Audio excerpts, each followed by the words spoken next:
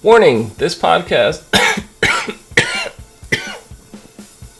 Oh god, he's getting worse.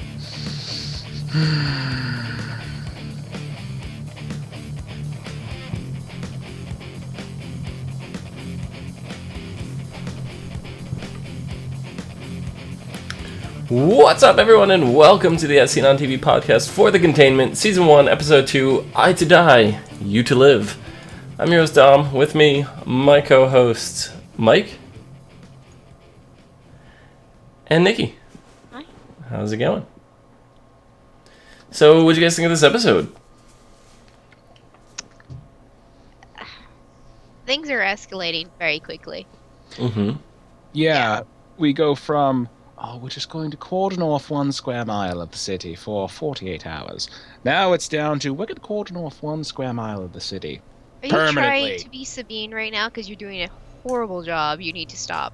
I'm aware I don't like the character, so I'm butchering her. Really quick, before we go into the episode, it's Chills in chat is asking, what is this show about? This show is about a horrible virus with a fatality rate of 100% that breaks out in Atlanta, Georgia, right next to the CDC, and they're trying to keep it under control. And it's basically a real case. This could happen with, a mutated strand of the flu.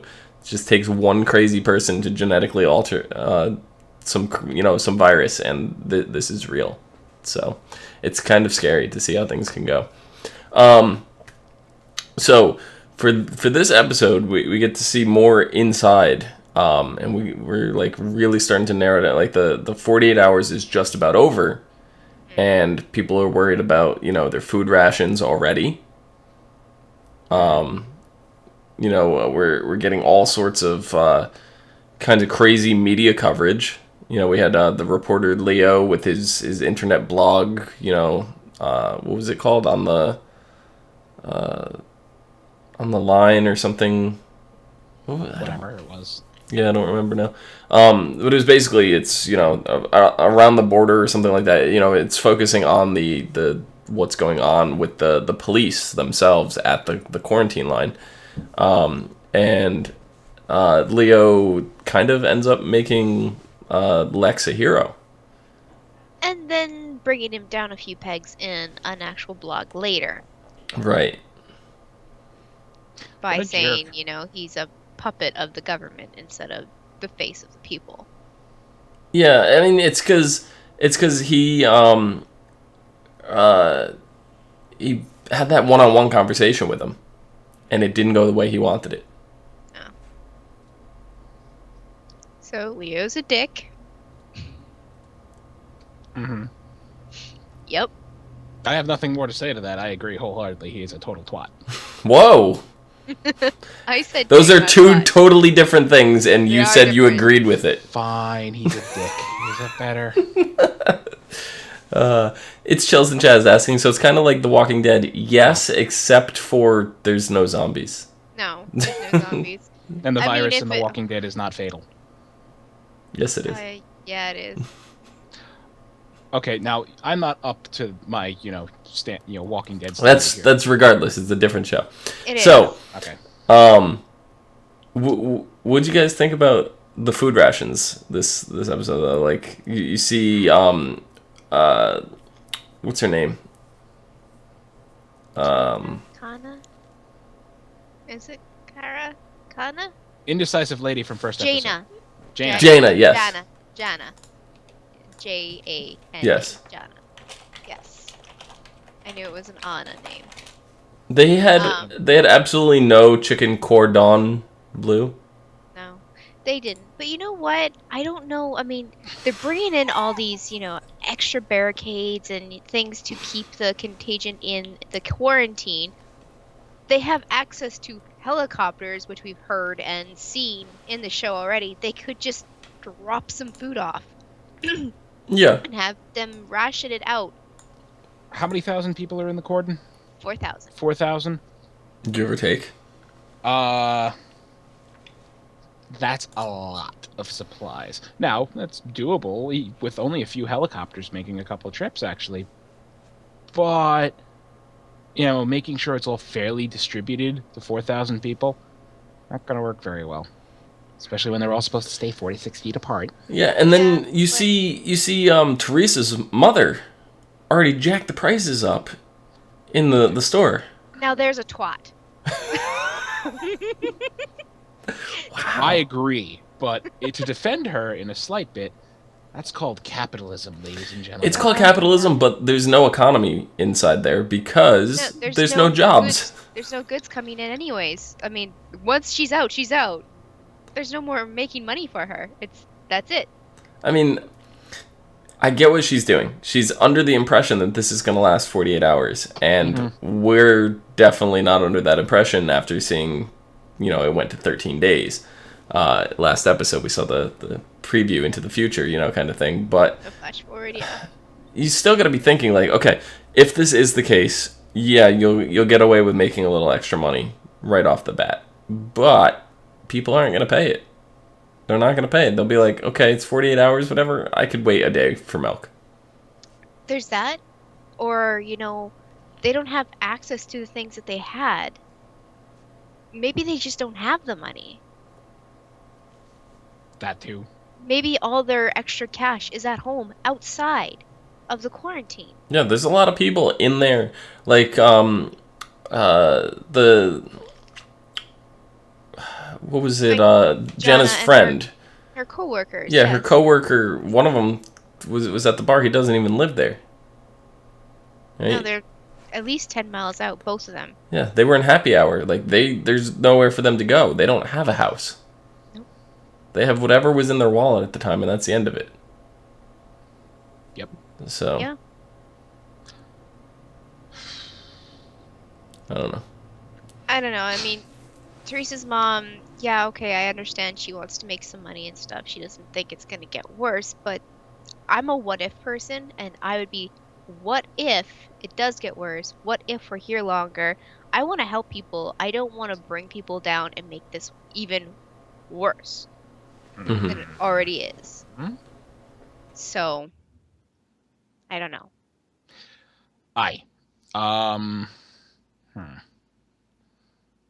Still, bitch. Yeah. Yeah, I mean, I get it. She's being greedy, but, it's whatever. But nothing tops the kids that threw a party. This whole time So I'm watching, I'm like, of course the world would be, well, not the world, but, a crisis would be made worse by teenagers. I'm not going to lie, at that age, I would have been doing the same thing, except I would have been going out into the street licking people. Been like, hi! Just to, like, See, because everybody's so fucking paranoid, and I'd be like, yeah, this isn't a thing. Like, the media is making this into a big thing. They're over-exaggerating. They put up this big fence. They're fucking stupid. Let's go drink. And then I'd just be running out, like, buying alcohol and licking people just for fun. I would be the super paranoid person. As soon as the news came over the radio, I'd be hiding in a freaking closet, hoarding all the Cheez-Its and stuff, and I'd have bottles of water, and I'd just be locked in my closet. See, yeah. I don't know what I would have been doing. Don't even get me started. If there was an actual zombie apocalypse, I'd be done. But I mean, don't. This whole thing, teenagers. It's a combination, a lovely convergence of. They were young adults. They weren't teenagers. They were 18, 19. The blonde was 15. Well, I mean. The one who, caused the whole thing.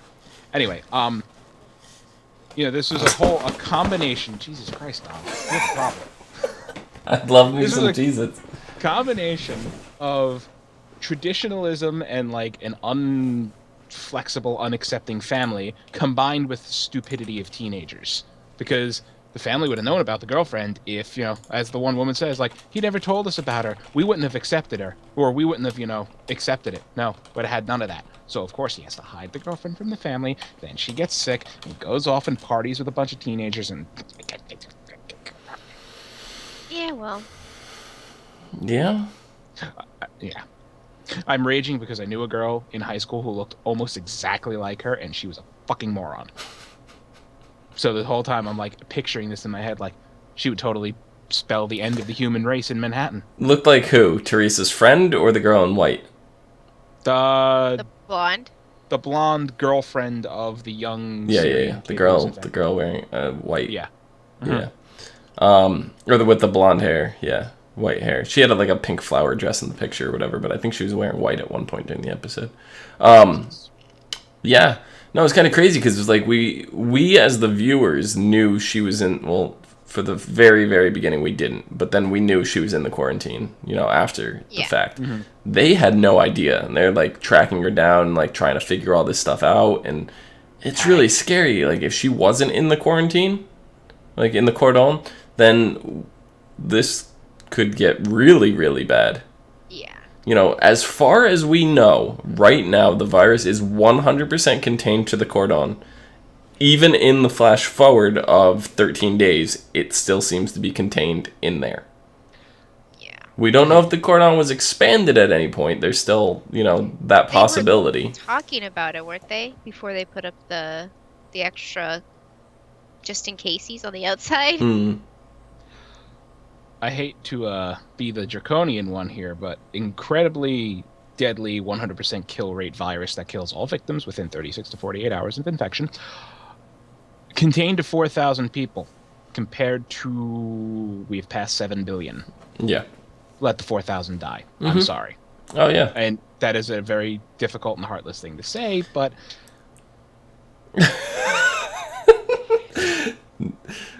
All right, I'm just going to go crawl into that containment and see what you say then. Oh, I would be completely distraught and trying to get you out and safe and all that stuff. But I mean, when it comes down, I understand. So you would be incredibly selfish to save one person, but you would kill 4,000. Look, if there was no other option, let them die. I'm sorry. Okay. Kill them all. No, but but don't just like cordon them all in there and kill them immediately. That's not what I'm saying. Well, what they're doing now, they have all these storage units, these shipping containers. Right? And it seems like they're going to quarantine individual people. One per storage unit, right? No, the storage units are just a barrier. Yeah, it's an extra... They're stacking them 3 high. You ever tried to climb a shipping container? They're going over... So they're stacking that around the fence? The existing fence, they're stacking that around. I thought they were putting people inside them. No, they're putting them... Stacking them like long ways... And then, like, they showed the one, stacked against them. That's as a doorway to get in through the wall. Yeah. But they're stacking them 3 high because shipping containers are impossible to climb. I mean, if they're only 1 high, you get some crazy athletic or tall person who can just jump and climb up it. Like, I was going to just mention, have you ever played The Division? You can climb anything in that game. I was going to mention, while Don was talking, I almost said, like, I really feel like I'm watching The Division, the TV series right now. We have gone over this, so... Yeah, we mentioned that last week. This is basically like the game The Division. So Except the Cordon in that game was huge. Yeah. And... Yeah. Most of Midtown Manhattan. Mm-hmm. Yeah, it's just, I don't know. It's crazy because, like, the girl's infected, and then you don't really have any authority on the inside. Like, that's the other part that's scary, is and people don't realize this now. Whatever, it's 48 hours, so not too much is going to happen. People are like, whatever. They're going to be more focused with, we're trapped in here. Then, let's go commit crimes and murder people and kill and, So there's not a lot of that yet. That will be coming. Yet. They did bring it up that, there's military on the back burner, and she's like, it means like, we're not going to need it. She's just overconfident. She's overconfident that it's going to be handled in 48 hours, which we clearly saw is not the case here. And then you have Jake, who's really the only officer we know at the moment who's on the inside. Mm-hmm. Right? It's probably more, but yeah, he's the only one we know of. Right. And he is tasked to go track down another infected person. And still doesn't put on a goddamn surgical mask. I was screaming the whole time, like, you can still wear your visor with your SWAT gear or whatever, but put extra shit on under it. Stop being a dumbass. You have a medical crew with you that are completely hazmated up. I think. Why can't you do the same? I think it's just the network wants everybody to see his beautiful face. Well, you know. He has to go track down a sick blonde. Now, back to ranting about this kid. No, the last point I wanted to make about her is, you're sick. The whole area is quarantined, cordoned off. You know this is because a very bad virus has broken out. Now, you're sick. You're, bleeding from your nose. You're showing flu-like symptoms. You're really sick. What do? Do you go to the hospital to get treatment? Or do you go party with 30 other kids and get high? I would... Okay. Number one, the answer is neither. Okay, because I would stay as far away from that hospital as I possibly could, because that's where all the sick people are going. I would not want to be anywhere near the virus. But if you're already sick and you're already at that point, does it really matter? No. It's one strain of the virus right now, it's not like she's going to catch another. She's really sick, call someone, even. Yeah, but she didn't know she was sick at the time. She didn't get sick until they were partying. That's when she went to the bathroom and started coughing up blood. She didn't know she was sick when they started. Yeah, she walked in that party, she seemed fine, and then it just escalated. Yeah. And I have to say, you said what was 36 to 48 hours? They narrowed it down to 14 hours from the point of catching the virus. Ooh, I missed that. For the people that are getting it now. Yeah. Whereas for I don't know his actual name, and I looked it up earlier and I forgot already. But Syrian kid. Patient 0. Yeah. It took him 36 to 48 hours. Yeah. Right. Yeah, and then if you remember, Dr. Sanders and her boyfriend, who were infected by patient 0, they died before he did. Mm-hmm. So that's the 12 to 14 hour window or whatever. Mm-hmm. Give or take, yeah. Yeah. But the doctor kind of went through this, like he was asked that question by Katie this episode. And he kind of gave this bullshit answer, what seemed like a bullshit answer to me about, everybody's immune system responds differently. Did that sound like bullshit to you guys? Or I know there's truth behind that statement, but I don't think he meant it in this case. He probably meant it, but he really dumbed it down for Katie. Because she's not a medical professional. She's not going to understand it. But yes, that is part of the case. I'm sure there's tons of other things that have to do with this virus, which is making it so difficult to pinpoint. But yes, the immune system is one thing that is different in everybody. Yeah, no. For example, Nikki and I caught the same cold at the same time last year. I was better in 2 days. It took her 5. I was still coughing stuff up 2 weeks later. Yes. Yeah, no, I get that. But it seems like it incubates faster from catching it from someone else than initially having it. Reason for that. Patient 0, right now our assumption is the vial he had with him is what infected him. By injection, drinking, whatever the hell he did to infect himself, right? Osmosis. Sure. That's just a bunch of viruses sitting in a vial. The viruses are there. They can't really do anything. Once they get in his body, they attack his cells. If you paid attention in biology, that's how viruses replicate. Go in, replicate, boom, cell explodes. Thousands of viruses everywhere. And those 1,000 viruses do the same thing. Now, when he sneezed, signed the clipboard, whatever, she touched it or whatever, she got snot with his body cells with replicating viruses in them. So they were just basically, she got more of the virus when this is a really dumbed down way of saying it, but she got more of the virus in her when it infected her. There's also the case where that, it is a flu from Syria, which is completely different than a flu from here. So his body might have already had some antibodies from the base flu that it was mutated from. It was an avian flu that couldn't... He would have not had antibodies. It's an avian flu that could not infect humans until it was mutated. It was mutated from... But we don't know what the mutation entails. It was mutated from a strand of bird flu that could not Yes. affect people. I get that. But to We don't. make it a But pathogen to make it a that can pathogen be- for humans, we don't know what that mutation was. Right. could have but- had some bit of whatever it was that they combined it with so that it's transmittable between humans. Yeah, if it was merged, like if it was spliced with a human virus, and he already has what immune I'm system getting tolerance at. to that, then yes. No, I understand what you're saying. And I'm just curious, how long until the hospital runs out of isolation rooms? They probably already did.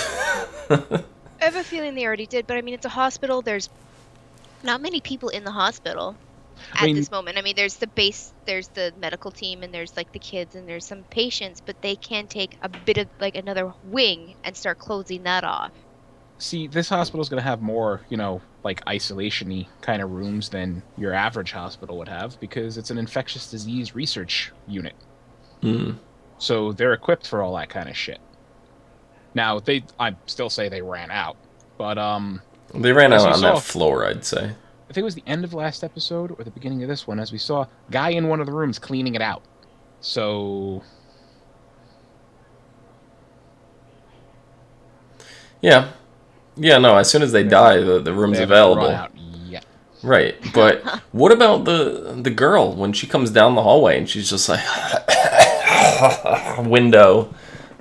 I mean, I'm sure they're gonna like disinfect that hallway after she walks through it. I mean, they it wasn't just still walking need to through like it. put her in a containment suit and then walk her down and then throw her in the room and let her die in the containment suit. I don't fucking care. She should not be touching everything. They should be not letting anyone touch anything ever. I feel so bad for that little girl that's in isolation with all of them. All she had was hay fever. She doesn't seem too upset by it. She's just No, she like, looks whatever. distraught. She's She like, looks I'm gonna take a scared. nap. I don't know if she can fully grasp the gravity of the situation. I don't She think can't. she does. If she knew what was going on around her, she'd be completely fine being isolated into a room to make sure she does not get it. Just like She's the luckiest person there right now. She 100% is, and she doesn't even know it. Other than Jana and crew, who has, Yes. they're working like on the other side of the cordon, and they have clean rooms for all the computer equipment that they're working on. They just need to learn not to go near each other, but they can't Yeah. listen. static-free, disinfected, really, really clean rooms. But they had their food. We were talking about the food proportions before. They had their food all lined up for the 3 people, and then one of their other coworkers shows up that slept in his car last night, wakes up to find all this shit, and is like, "I'm starving." What would you guys do in that situation? If you're starving, No, after being in there, you have all your food. Let's say it was the 3 of us, and then someone else comes in. They're like, "Hey, someone we know," and it's like, "Hey, I need food," but we barely have enough for us to make it through the 48 hours. nah, dude, sorry, we're good. I wouldn't let him in. I'm sorry, I wouldn't let him in. Yeah, especially after I went through all that effort of balancing 3 equal portions for like maximum caloric. Not even for Exactly. It's Chills in chat. You wouldn't even let him in. You know what? This situation, it's tough love. I'm sorry. What about who's that down? Oh, your sister in chat. Would you let her in? I'm gonna put you on the spot. Fuck you. This is the whole like, you don't want to be selfish, but you want to, be good for everybody else, and like, it's just tough. I mean, I'm Would not in you that would you leave situation. your I can sister say out no. out with the virus? You have a clean room. You have a little bit of food. Would you would you let I her think- stay out there? I'd have to like really look her up and down and be like, "Are you sick?" And make sure she's not sweating or she's got any discoloration in her face. I have to make sure she's fine. And Okay. at that point, I'd be like, "Okay, you can share some of my portion." Okay. Hear that, Chrissy? Maybe you could come in. If you're not sick. Maybe I'd chip in 1/4 portion. Had to do that. Sorry. You guys get to share your portions. It's all mine. She would just My portion is mine. Okay, so since you guys are watching this later, if you're not watching this live, you can't see this, but Christy just said, I would just eat Nikki. Easy. So, yeah, I will 100% let you in. You're coming in. You're not getting my food, you can just eat Nikki. That's fine by me. Hey, my hair tastes like cotton candy. Mm-hmm. Okay. So,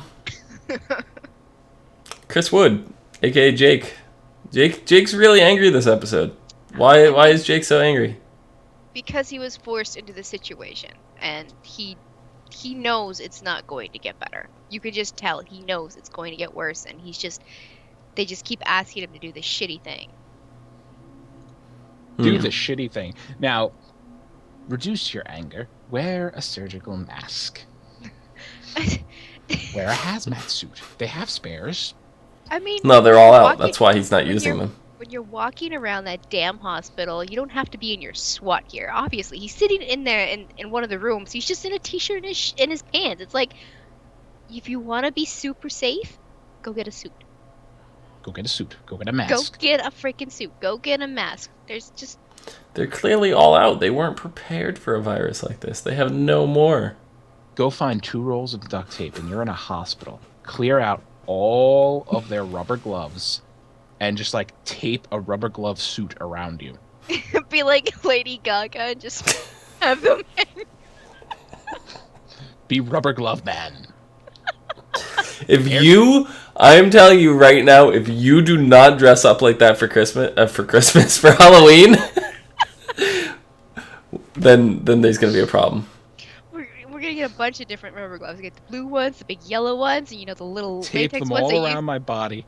All around my body. I'll get some of the crazy ones with the grip patterns they use at work. Yeah. Get all those, and then I'll take 2 of them, blow them up to be like balloon animals, and on my head is antlers.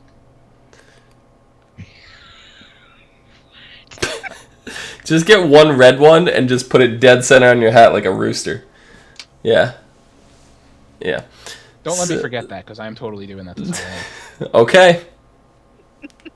I will not let you forget that. But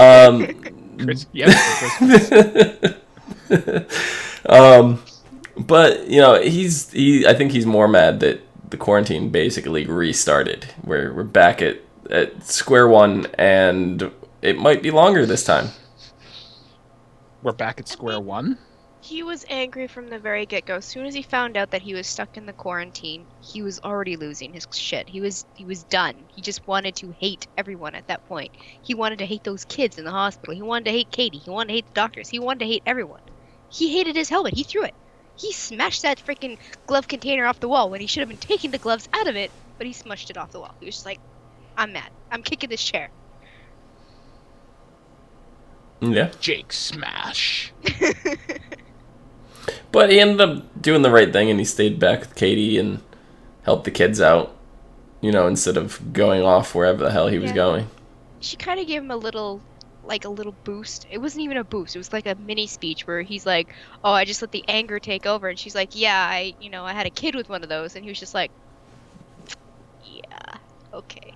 And she's like, you have to, show you're an adult for these kids. They're looking up to you. You're an authority figure. You are a cop. They're looking to you for, comfort. Yeah. You're a person that they're looking up to. You have to be better. Stop being a little bitch. And that's exactly what she said to him. And he was just like, and then you could see him, it was going through his head, the gears were turning, and then he came back to her and was like, yeah, I'll stay here with you and the kids. I'll help you out. Yeah. It's nice of him. It was nice of him. And I was reading a couple different articles and such. I don't remember which one, but one of the articles was like, I can't see Chris Wood playing such an angry character. It just doesn't suit him. He's such a nice guy when, ever I sit down to interview him, and I'm just like, did you not watch him on the Vampire Diaries? Come on. That didn't even faze me. I've seen worse out of him. It was kind of different because he was more of a crazy psychopath, sociopath villain in the Vampire Diaries. He was still freaking angry, though. Yeah. Yeah, so this didn't even faze me. But, no. I found that comical, that whatever article that was. But meanwhile, Teresa's like all scared. She was infected. Her mother doesn't even know she was like trying to leave, or is like blocking that out, because last episode she saw her come in with the suitcase but didn't say anything. And then we see Teresa going to bring her grandmother groceries and make her a sandwich and all this stuff. And then the news report comes in that her friend that just like licked her face, is infected. So she like bleaches the plates and sterilizes, like everything that she touched. And is like, sorry, Grandma, I got the wrong food. I'll be back. Now there's a smart teenager. Mm-hmm. Now for a second I was like, what are you doing? No. Okay. The way it works with Teresa was she was going to go to that party. She was going to go, but her grandpa, who's in the hospital with the kids, called her and was talking to her about the grandma. He made her switch her brain around. She went to go help her grandma instead. Right. Okay, so here's a semi-smart teenager.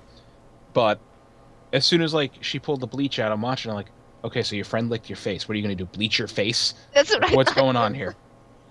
You're gonna walk back. I mean, you're gonna walk back with like a ghostly white spot on your cheek. I would have done it. Just saying. Except I wouldn't have just done a spot. I would have done the whole face just to make sure it blended in properly, just so it was even across the board. Could potentially kill you. It's potentially okay. This virus could potentially kill me too. If I'm that concerned about it, I take my chance with the bleach. Yeah, I get it. But she's Okay. also pregnant, so she's taking that into consideration. I mean, her even opening the bleach bottle was a bad thing to do. The fumes is just poof.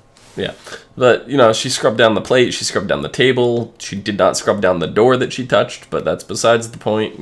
She grabbed the bag and she left, and she basically quarantined herself in the Cordon. She's like in a storage room at work, apparently. That's what it seems like. That would be me. I would be in that storage room, sobbing and scared out of my mind, away from everybody else. She's like curled up in the fetal position. Well, with a blanket, right? Yeah. Did she have a blanket? I think she had a blanket. She had tissue. She could make a blanket. Yeah. So I don't know exactly where she was. It looked like the closet at work, but that would be really easy to find her, so I'm hoping it's some random storage unit somewhere. I don't know. I mean, it could have just been like her grandma's closet. Maybe. She took the groceries and left, so she probably has all that. Yeah. But in the meantime, she's FaceTiming her boyfriend Xander. And Xander is like, you're possibly infected? Well, I'm coming in. Not letting you be scared by yourself. If you're infected, I'm going to come die with you. It's basically what he said. Like, I'm coming in there, yeah. He's not going in there. I It's think going to be much more difficult to get in there. I think he'll get in. I think he'll get in. Oh, I mean, for the sake of the plot and everything, yeah, he'll get in. But I mean, are they gonna electrify the shipping containers too?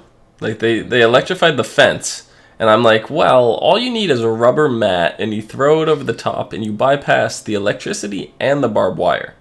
That's not too difficult to get over. If someone happens to crawl these 3 high stacked storage containers, you can do that. You can just throw a rubber mat and then hop on over. You could probably just hop on over, depending on how far they put the storage containers from the fence. I'm hoping they didn't put it right up against the fence, because they'd be idiots. They need to put it 4 to 6 feet from the fence. Yes, because God forbid these shipping containers get sick. The amount of current and the amount of generators you need to electrify a wall of shipping containers. Well, I mean, Do it. if they have all the containers smushed right up against the fence, which is all electrified, I mean, does that make, like, if it's one source, I can understand that it has to be a certain amount of wattage, but like, if it's all the whole surface is covered? No. Let's see, how do I explain this? It's really, it's a pain in the ass. But, like, if they were to do that, yes, right? It's not going to, just surface area isn't going to make, more current flow through the containers. I mean, it'll be electrified with, smaller contact or whatever. But it's just, if they kept the power, the generators that they got going and the transformers or whatever for the fence, and they applied it to all of the shipping containers, it would be the difference between a holy fuck that shocked me to a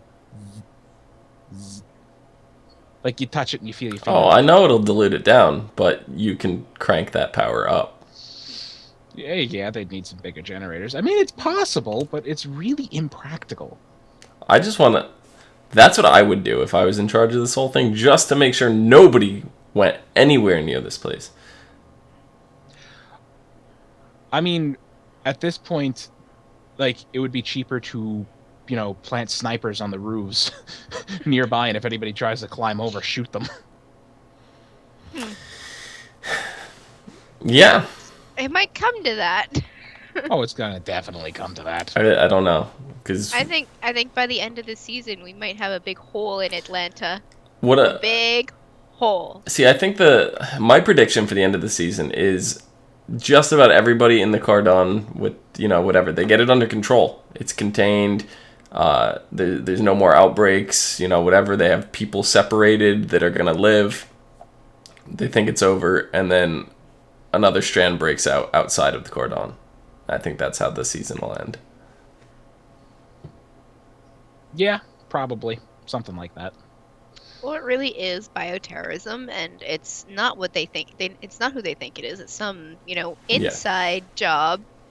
Americans being douchey, or hey, even Canadians. They're not always nice. They could, start taking those planes that sprayed the pesticides all over their fields and just all over the city. I think this is more of a I don't think like this, if this is bioterrorism, I don't think this first vial, anything, whatever that was out there was let's wipe out everybody. Like, I don't think that's what this was. I think it was let's see what happens. And afterwards, we're going to launch the real thing. So, yeah.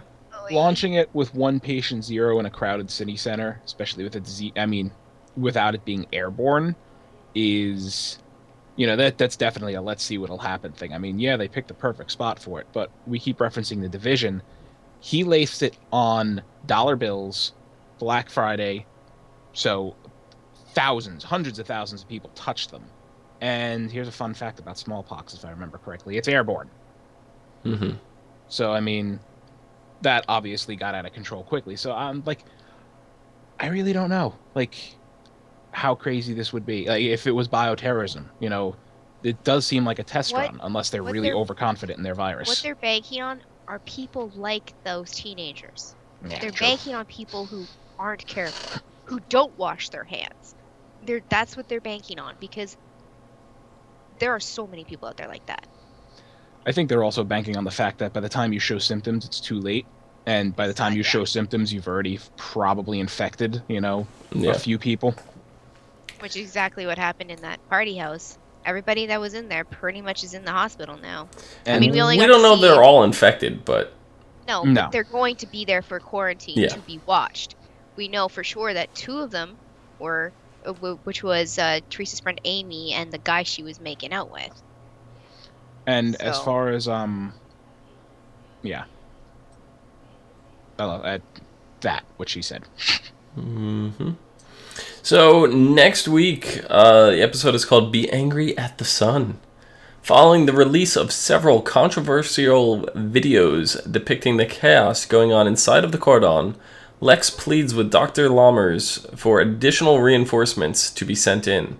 However, when the request is denied, Lex is forced to rely on a reluctant Jake to take control of the situation inside. Elsewhere, Katie has a tense standoff with one of her students' desperate parents, while a robbery at her mom's store leaves Teresa shaken to her core. And finally, when Leo releases more damaging videos, drastic measures are taken to shut him down. Do drastic involve bullets? No, it won't, but it will, involve him being arrested and put into a cell where he can't have access to any media outlet. Yeah, all they have to be like, oh, you're potentially infected? Quarantine. Yeah. Or just throw him inside the Cordon. That's a drastic measure. Yeah, and to the government, it's not even drastic. They're just, it happens a lot. It happens a lot and we don't even realize it Mm-hmm. right now. Yeah. Unfortunately. Government conspiracy theories. Mike, where can the people find you? Area 51! Twitter there at Philidrin. It's an alien virus. It's not the avian flu. Nikki, where can the people find your conspiracy theories? On Twitter at LadyVenom24, LadyYVENOM24. And you can find me just shaking my head in disapproval at Phenomenon, PHENOMEDOM.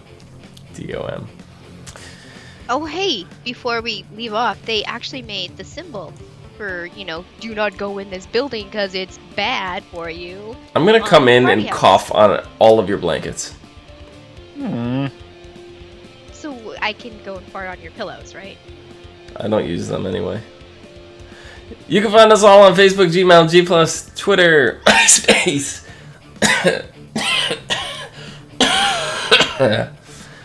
And ASOTV podcast. And right here on YouTube at /ASOTV podcast for some more podcasts for some of your favorite TV shows, games, and movies.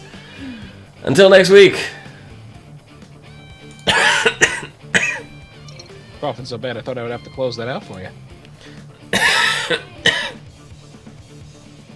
46 feet.